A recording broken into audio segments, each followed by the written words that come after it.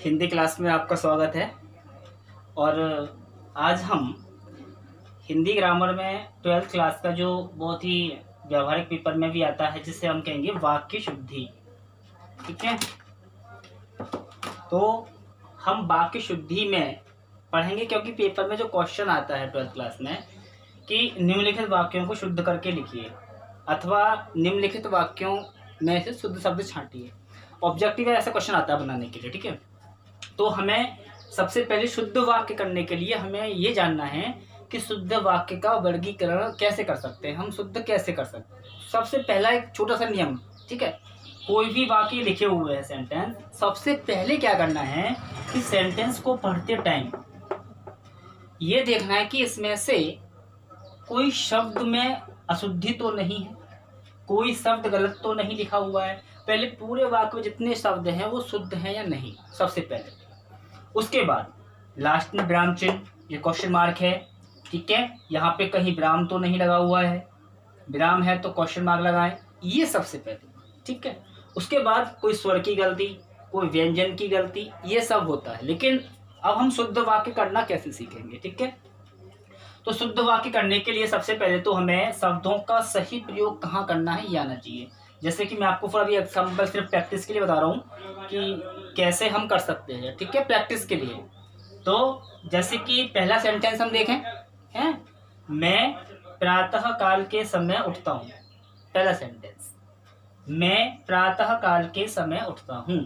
अब इस वाक्य को हम ठीक कैसे कर सकते हैं, तो देखें, प्रातः काल के समय, काल मीन्स क्या होता है, समय होता है, काल माने समय होता है। तो यहाँ पे इस समय का कोई भी प्रयोग नहीं है, तो इसको हम क्या कर देंगे, फिनिश कर देंगे।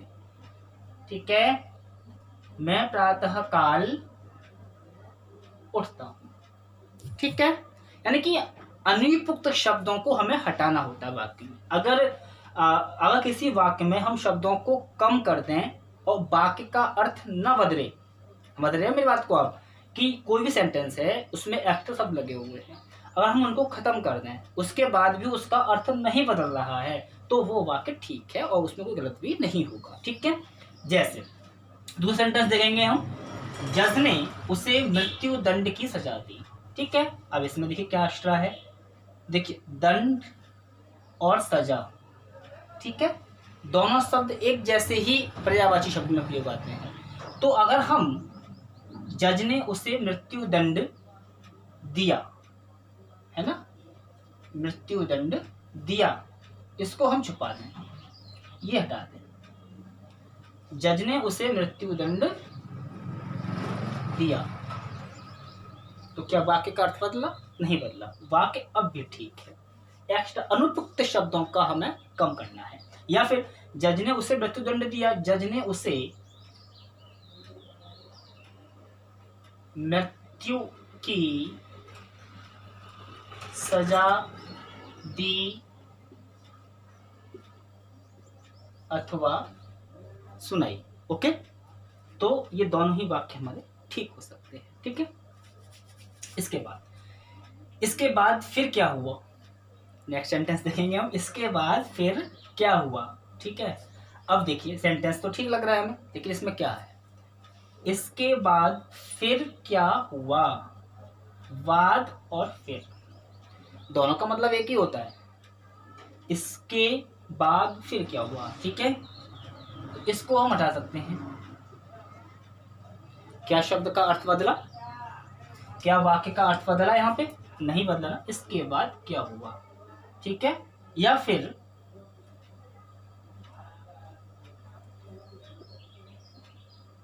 क्या हुआ। ठीक है, बात तो समझिए, फिर क्या हुआ या फिर वही सेंटेंस,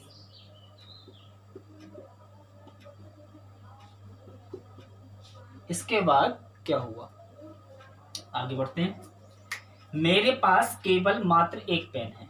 ठीक है, मेरे पास केवल मात्र एक पेन है, यह आपने पेपर में पढ़ा भी होगा, देखा भी होगा। तो मेरे पास केवल मात्र एक पेन है, मेरे पास केवल एक पेन है, मेरे पास मात्र एक पेन है, दोनों में से एक को हमें रखना है, इसे हटा देंगे। मेरे पास केवल एक पेन है, या फिर मेरे पास मात्र एक पेन। क्लियर? ठीक है ना? ऐसे ही अब हम नेक्स्ट आगे देखते हैं। ये तो हुई हमारी जो अब तक हमने फर्स्ट, सेकंड, थर्ड, फोर्थ ये हमने सेंटेंस पढ़े। इसका मतलब हुआ कि इसमें हमें अनुपयुक्त शब्दों को भी कम कर करके और शब्द का अर्थ न बदले और सभी शब्द शुद्ध हों, कहीं शब्द में अशुद्धि ना हो, तो वाक्य हमारा ठीक हो सकता है। अब इसको देखें हम। बरसात में मेंढक टर्राते हैं। ठीक है, मैं ये रफ कर देता हूं।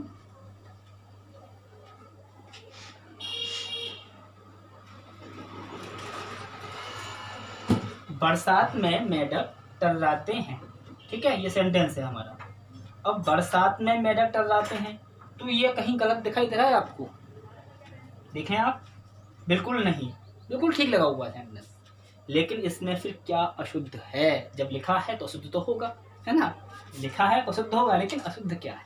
ठीक, तो अशुद्ध हम इसमें ये देखें, बरसात ठीक है, मैं ठीक है, ये भी ठीक है, ये भी ठीक है, लेकिन मेंढक जो लिखा हुआ है इसमें ये अशुद्धि है। ओके, अब ठीक है, ये गलत है, ये ठीक है। ओके, तो वर्तनी शुद्धि भी हमारे लिए पहले हमें सर्वप्रथम हमको ये देखना है कि हमारे सेंटेंस में कोई भी शब्द गलत तो नहीं लिखा हुआ है, उस शब्द को ठीक कर सकते हैं। ठीक है, नेक्स्ट, तुम वापस लौट जाओ, तुम वापस लौट आओ। ठीक है, अब वापस लौट आओ, तुम लौट आओ, तुम वापस आओ या तुम लौट आओ। ठीक है, वाक्य हमारा ठीक हो जाएगा। सारे देश में यह बात फैल गई। ठीक है, सारे देश में यह बात फैल गई। इसको बोलने के लिए हम क्या कर सकते हैं? देश में यह बात फैल गई, देश में यह बात फैल गई। ठीक है, बालिकाएं और बालक खेल रही हैं। क्या ये ठीक है? बालिकाएं और बालक खेल रही हैं। बालिकाएं और बालक, अंत में जो संज्ञा आएगा, जहाँ और या जो वाले वाक्य आते हैं और उनमें और के बाद में जो लिंग होता है, पुल्लिंग है तो पुल्लिंग, स्त्रीलिंग है तो स्त्रीलिंग, तो उसी के हिसाब से क्रिया हमारी आती है। तो बालिकाएं और बालक खेल, क्या हो जाएगा? खेल रहे हैं। ओके, तो बालिकाएं और बालक खेल रहे हैं। तो ये तो हुआ हमारी एक सामान्यतया शब्द वाक्य शुद्धि के लिए प्रैक्टिस, जो कि हमें किस प्रकार से वाक्यों को शुद्ध करना होता है। वेट,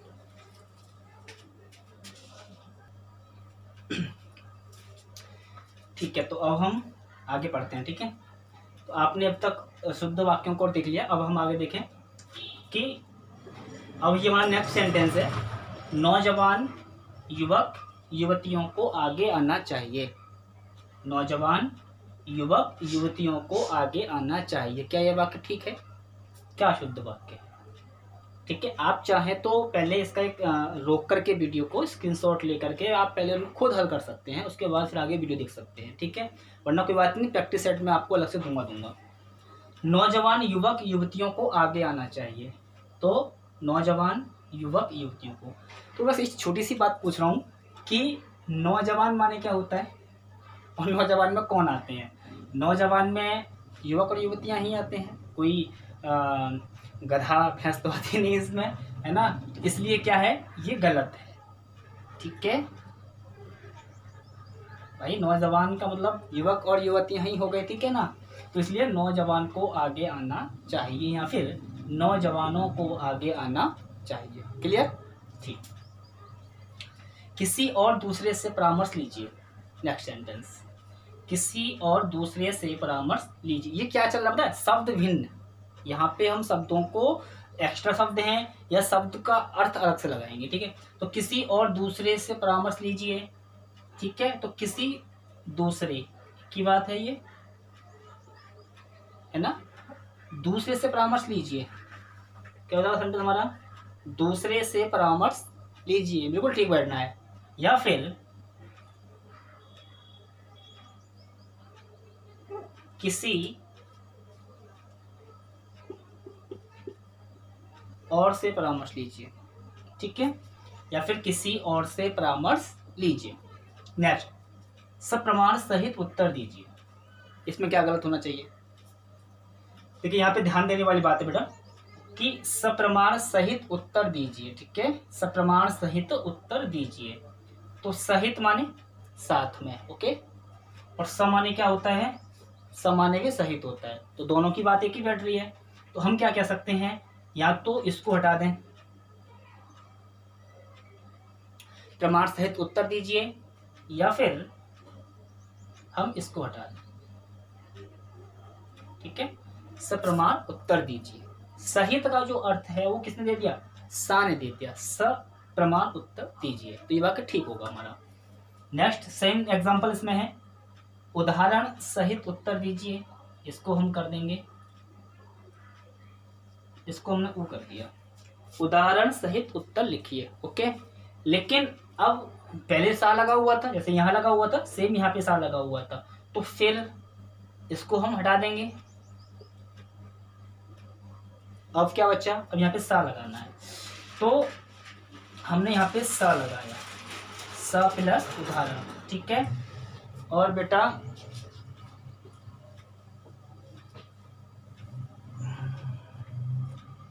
क्या होता है? सा प्लस उदाहरण, यहाँ पे संधि होती है, ठीक है, उस संधि का नाम है गुण संधि।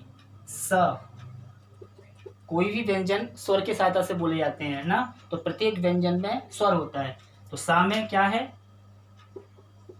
अ प्लस उदाहरण।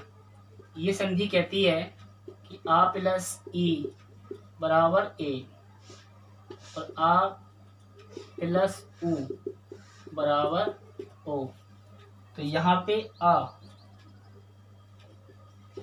आ है और यहाँ उ है, आ प्लस उ क्या हो जाएगा? इसका टू ओ, ठीक है। तो सा प्लस ओ धारण, इसको मिला देंगे, संधि कर देंगे, ठीक है। हम संधि कर देंगे तो ये इसमें आ जाएगा सा में, ओके। तो क्या बन जाएगा?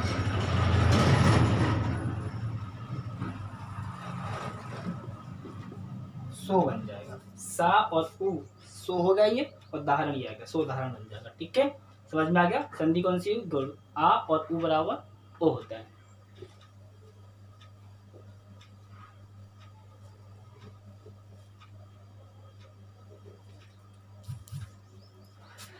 तो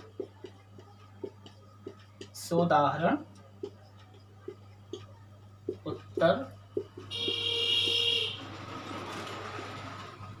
लिखिए अथवा उत्तर दीजिए, ओके। तो ये सेंटेंस होगी, समझ में आ गया आपके सा का ओ हमने कैसे बनाया।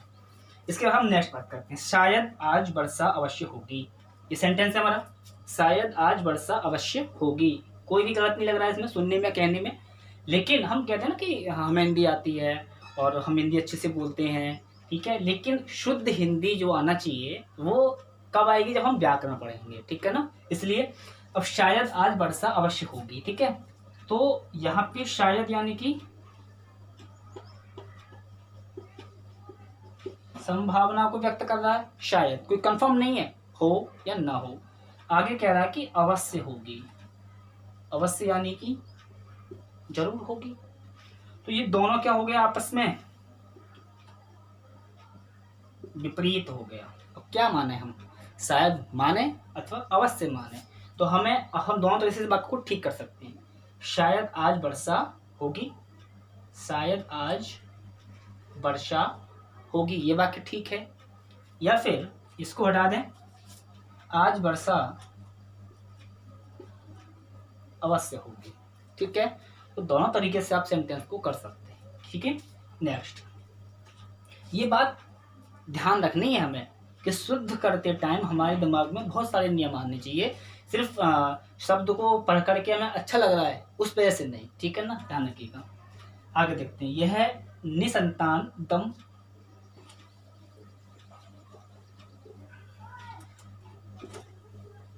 हाँ आगे देखेंगे, यह निसंतान माता पिता है, इस वाक्य में क्या गलत है। अच्छा, इसका आंसर मैं फिर आपसे लूँ, आप मुझे ग्रुप में बताएंगे कि इसका ये आंसर में क्या होना चाहिए, या फिर मैं बता दूँ। चलो वही बता देता हूँ, ठीक है, बाद में क्लियर करेंगे, या बाद में आपको मैं और प्रैक्टिस दूंगा सेट के लिए, जब सेट जवाब करना। तो ये है निसंतान माता पिता है। ओके, और किसी को पता है ईमानदारी से कि इसमें ये वाक्य क्यों गलत है, तो स्पेशली आप मुझे बताइएगा कि सर हमें पता था पहले से ये वाक्य इसलिए गलत है। ओके, और झूठ मत बोलिएगा, ठीक है। यह है निसंतान माता पिता है, इस वाक्य में क्या है, देखिए यह ठीक लिखा हुआ है, ये ठीक लिखा हुआ है, ये भी ठीक है, ये भी ठीक है, ये भी ठीक है। यहाँ वर्तनी शुद्धि में कोई भी कमी नहीं है, सारे वाक्य ठीक हैं, ग्रामर भी ठीक है, लेकिन फिर गलत क्यों है। तब लिखा है तो गलत ही होगा, लेकिन गलत क्यों है। तो यह निसंतान माता पिता है। निसंतान का क्या अर्थ होता है, ठीक है, पुत्रहीन, ठीक है, या संतान नहीं, ठीक है। जब संतान ही नहीं है, पुत्र या पुत्री नहीं है, तो फिर वो माता पिता कैसे हुए, ठीक है ना। जब वो मतलब बच्चे ही नहीं हैं तो वो माता पिता कैसे हुए, माता पिता नहीं हो सकते वो, ठीक है। बात समझ में आई मेरी आपके कि बिना संतान के अब माता पिता वह नहीं है, तो वह नहीं है फिर क्या है ना। तो हम यहाँ पे क्या शब्द लगाएंगे, यह निसंतान दंपति, यह निसंतान दंपति है, या फिर यह निसंतान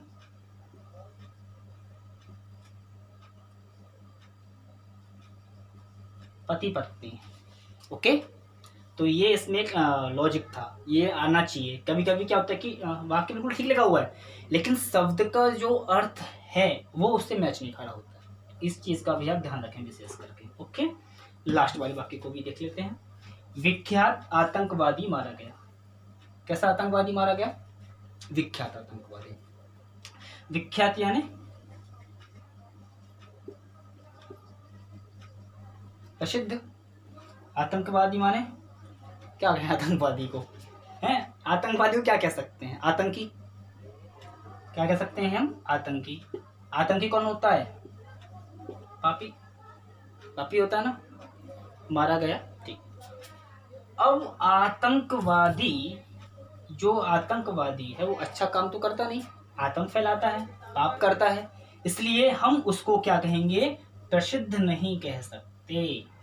प्रसिद्ध किसके लिए आएगा, सज्जन, ठीक है, अच्छे व्यक्ति। आतंकवादी को हम प्रख्यात नहीं कह सकते, आतंकवादी को हम महान नहीं कह सकते, आतंकवादी को हम यशस्वी नहीं कह सकते, है ना, यशवान नहीं कह सकते हैं, गुणवान नहीं कह सकते, ठीक है। तो हम आतंकवादी के लिए क्या शब्द का प्रयोग करेंगे,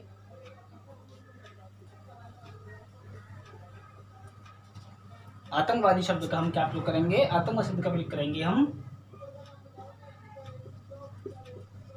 कुख्यात। क्या है, कुख्यात, है ना, बुरा, है ना, बुरा आतंकवादी मारा गया, ठीक।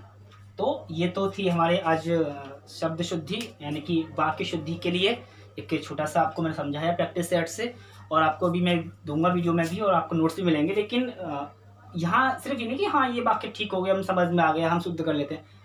वाक्यों को जितना हम प्रैक्टिस करेंगे, जितनी हम उनको शुद्ध करने की कोशिश करेंगे, तभी जाकर के हमारी जो वाक्य शुद्धि है वो हमको आएगी, क्योंकि यह जो चीज़ है ना, यह प्रैक्टिस की चीज़ है। बात समझ रहे हो, यह प्रैक्टिस की चीज़ है, बिना प्रैक्टिस के आप वाक्य शुद्धि को नहीं सीख सकते हैं। तो ठीक है, अगली वीडियो में फिर मिलते हैं आपसे अगली क्लास के लिए। सभी के लिए बहुत बहुत धन्यवाद, और जो भी आपको परेशानी हो आप मुझसे कॉन्टेक्ट कर सकते हैं सीधे, ठीक है, वो ग्रुप में नहीं।